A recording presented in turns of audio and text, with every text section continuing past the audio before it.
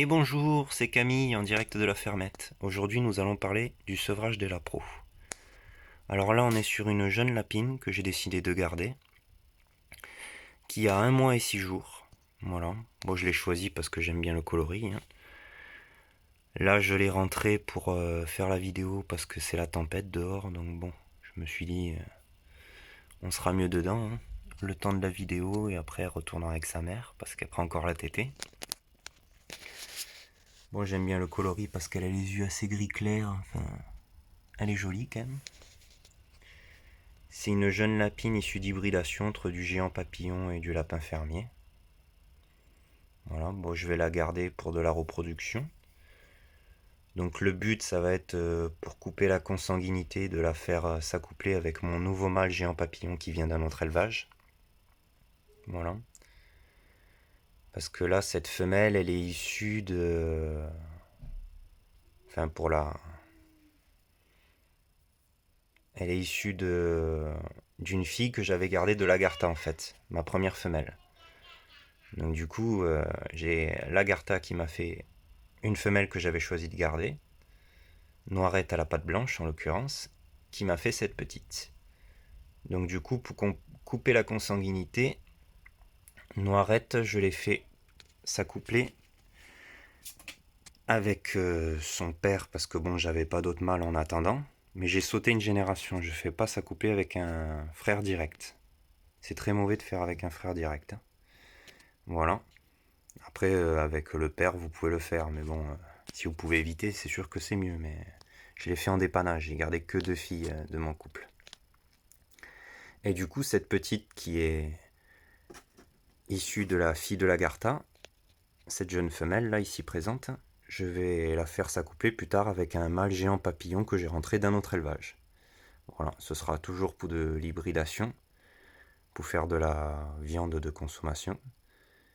Et au moins ça me permettra de couper la consanguinité. C'est pour ça que j'ai rentré un autre mâle et j'évite de trop faire de consanguinité. Bon là j'aurai que ces 3 femelles qui sont un peu issues de mon élevage.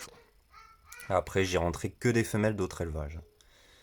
Des élevages différents, j'évite de rentrer 2 femelles du même éleveur, hein, parce que bien sûr le plus souvent ils vont vous donner 2 sœurs. Donc du coup pareil, hein, vous allez avoir des... Enfin vous aurez de fortes chances d'avoir des soucis de consanguinité dans votre élevage. Donc bon, c'est pas terrible. C'est vraiment, faut essayer de le faire le plus propre possible, ça, parce que sinon vous risquez d'avoir des tares au niveau des lapros qui n'arrivent pas à ouvrir les yeux, qui auront les oreilles qui se décollent pas. Enfin voilà, il y aura beaucoup de soucis. C'est pour ça que j'essaye de vraiment faire ça propre.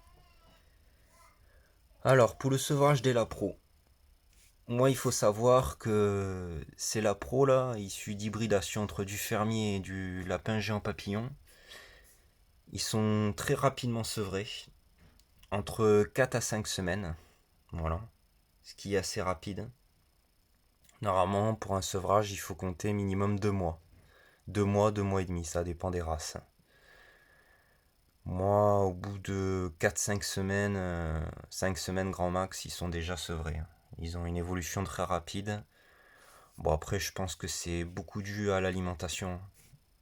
Je leur donne une alimentation très riche et très variée, et en quantité abondante. Il manque jamais de nourriture. Donc je pense que ça doit être dû à ça. C'est pour cette raison qu'ils sont sevrés très tôt. Enfin, sevrés très tôt, c'est un sevrage normal, on va dire. Très tôt, c'est 20-25 jours, mais bon, ils sortent à peine du nid. C'est vraiment pas terrible. C'est beaucoup trop tôt, 20-25 jours. Après, moi, je les laisse avec la mère. Même qui j'attends un petit peu pour être sûr qu'ils soient vraiment sevrés. Je les laisse toujours une semaine de plus. Bon, là, ils sont pas elle est pas encore sevrée, elle. Voilà. Là, elle a 1 mois et 6 jours. Voilà. Mais il lui manque peut-être une semaine de sevrage à peu près. Voilà. Après, je la laisse et on verra bien l'évolution. Alors moi, pour le sevrage des lapros, hein, de 15 à 20 jours, je donne du foin à volonté en complément du lait maternel. À partir de la 3e semaine, je vais leur proposer des granulés. Bon, je prends pas des granulés pour la pro, honnêtement, hein. C'est du granulé pour lapin adulte. J'ai jamais eu de soucis, hein. Vous pouvez proposer de la luzerne. Bon, moi, j'en donne pas parce que, bon, dans les granulés, il y a déjà la luzerne. Enfin, j'ai tout ce qu'il faut. Je complète juste avec des déchets verts et beaucoup de foin. Toujours à la 3e semaine. Bon, ça m'arrive de proposer un petit bout de pain. Bon, faut qu'il soit bien dur, surtout, pas mou. Et c'est juste de la gourmandise après, hein. C'est pas l'alimentation de base. Bon, après, c'est pas.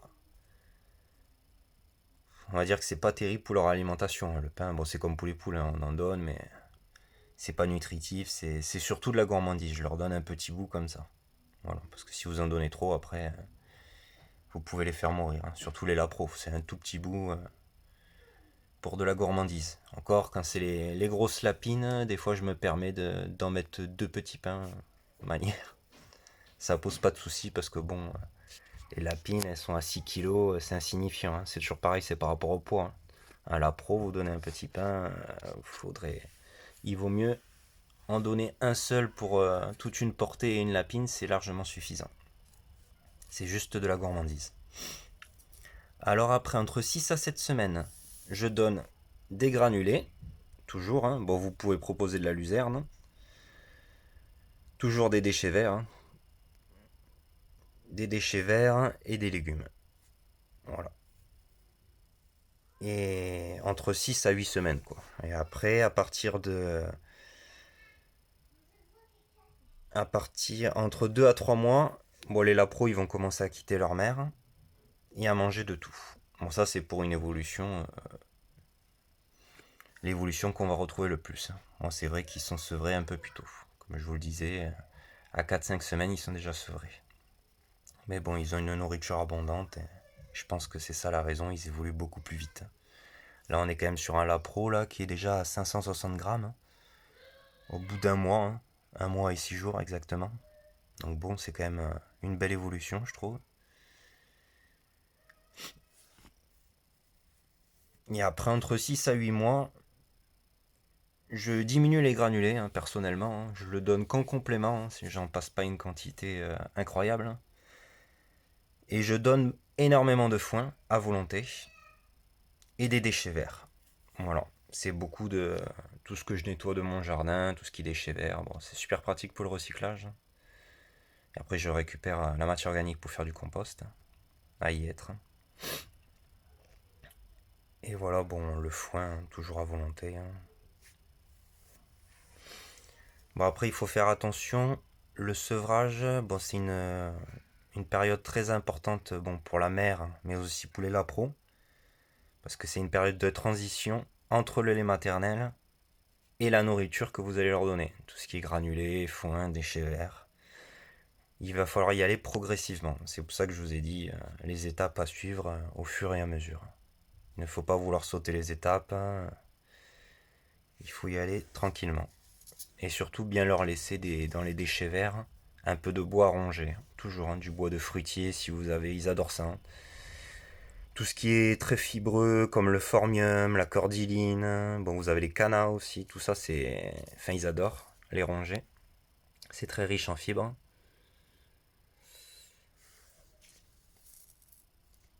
Après, bon, il faut savoir qu'un lapro qui est mal sevré, vous aurez des gros risques de faire des intolérances. Hop, tu te caches, ça y est. Voilà. Disons qu'en grandissant, elle va avoir des intolérances pour tout ce qui est pour la verdure, hein, les granulés. C'est pour ça il vaut mieux faire attention et faire un bon sevrage pour vos lapros. Et une fois qu'ils seront sevrés, bien sûr, ils quitteront la mer d'eux-mêmes, quoi. Bon, après, je vous conseille dès qu'ils sont sevrés, hein, vous les séparer, hein. Moi, c'est ce que je fais. Une fois que je suis sûr qu'ils sont sevrés, je les enlève du clapier où il y a la mer, hein. Voilà. Et bon, ça, c'est surtout des portées que je fais pour la viande, hein, tout ce qui est lapin hybride. Et après, je fais du puras, juste pour la vente de lapin puras. Je ne les consomme pas. Ce sera du géant papillon. Du gris de Touraine, j'ai la femelle. Là, dans 2 mois, je devrais rentrer un mâle gris de Touraine. Et après, plus tard, je ferai du lapin géant rex tricolore. Je trouve que c'est un lapin vraiment magnifique. Voilà. Alors après, pour les sevrages, il faut savoir que les sevrages qu'on appelle très précoces, c'est entre 20 et 25 jours. Hein, mais bon, c'est pas très bon. Hein, vaut mieux les laisser plus longtemps avec la mère. Et le top, c'est minimum... Enfin, le mieux, c'est 35-40 jours. Et après, la moyenne, c'est 25-30 jours. Hein. C'est là où je suis, moi, à peu près un mois, 3 semaines, entre 3 et 4 semaines. Bon, après, moi, je les nourris beaucoup avec du granulé sans OGM que j'achète chez Arteris, un sac de 25 kilos. Il est très riche en carbonate de calcium, c'est important pour l'évolution des lapros. Pour les os, enfin, il faut du calcium, des minéraux. Il faut regarder qu'il soit bien riche en vitamine A, vitamine E et D3, qui sont très importantes pour l'évolution des lapros, mais aussi pour les lapins adultes, hein, c'est pareil. Et après, qu'il y ait beaucoup de protéines brutes, des fibres, hein, mais bon, après, il faut par contre toujours proposer des granulés quand même. C'est un complément qui est très important parce que si vous amenez pas assez de nourriture, tout ce qui va être légumes, enfin moi j'ai le potager mais bon je l'ai pas encore assez développé pour les nourrir avec aussi. Mais ce sera le but aussi. Hein. Tout ce qui est légumes abîmés de leur donner. Hein. Mais disons que s'ils n'ont pas une alimentation très riche en vitamines, que vous amenez pas assez de fruits, de légumes, de choses comme ça, ben, les granulés c'est vrai que c'est pas mal. Parce que du coup, vous êtes sûr qu'ils auront une alimentation équilibrée et qu'ils manqueront de rien. Voilà. Après, qu'est-ce que je voulais ajouter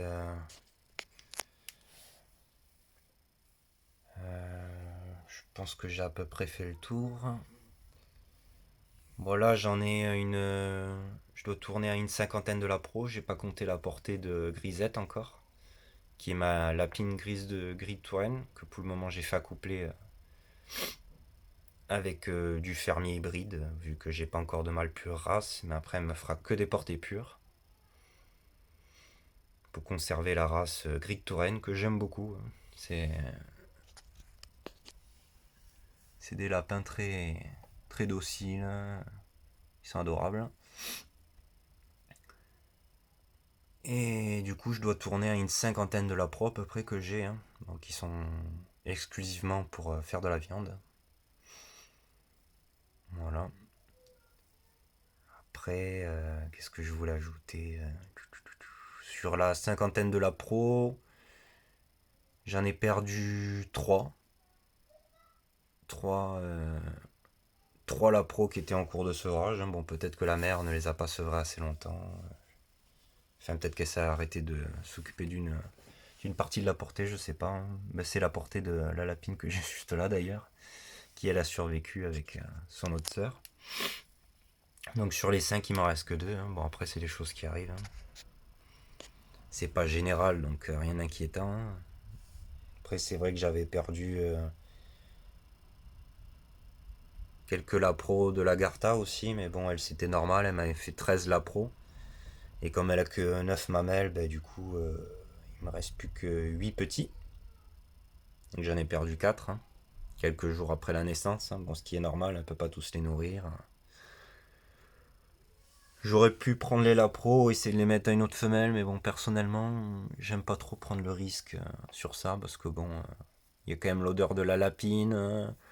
L'autre lapine, est-ce qu'elle va accepter les lapros, parce qu'après, elle est capable de tuer toute sa portée, ainsi que les nouveaux lapros, parce qu'elle va pas les accepter. Donc c'est qui tout double, j'ai pas voulu prendre le risque. Hein. Bon, malheureusement, c'est un peu... comment dire, la sélection naturelle, hein, l'état sauvage, hein, c'est pareil. Hein. Il y a trop de lapro par portée, il y en a qui meurent, bon, sans compter les prédateurs. Hein. Voilà. Hop, c'est la petite toilette. Voilà. Bon, enfin, je renettoie ma cage parce que là, le mâle que j'ai mis pour la vaccination, enfin pour ma vidéo de la vaccination, il m'a tout sali la cage. Je l'ai pas nettoyé tout de suite et comme il a plu, c'est un peu Bagdad. Mais bon, c'est la petite toilette.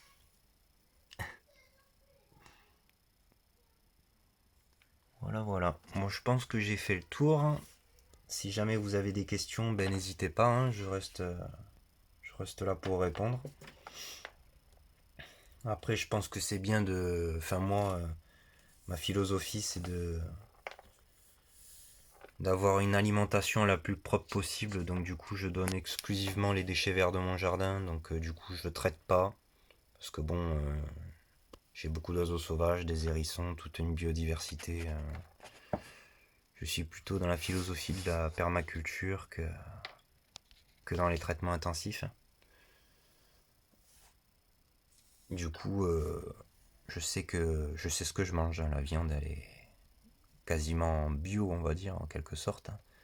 Je peux pas dire bio parce que bon, j'ai pas le budget pour acheter des granulés bio. Parce que bon, il y a 10 euros de différence avec les sacs que j'achète en granulés sans OGM. Mais bon, sans OGM, c'est déjà bien. Vous avez pas d'herbicides. C'est déjà important, quoi. Puis c'est à peu près le même prix que des granulés normaux. Donc bon, il y a vraiment pas peut-être 50 centimes ou 1 euro de différence. Mais franchement, ça vaut le coup. Moi, je prends toujours du sans OGM. Après, ça a ses avantages et ses inconvénients. Comme le grain n'est pas traité, il faut le passer assez rapidement. Bon, moi, je l'enferme dans des poubelles, tout simplement. C'est jamais. Enfin, pour tout ce qui est oiseaux, les rats. Enfin, j'en parlerai aussi comment gérer tout ce qui est prédateur. Ouais, j'en parlerai dans une autre vidéo. Mais c'est vrai que je pense que c'est important qu'ils aient une alimentation saine. Pour eux comme pour nous.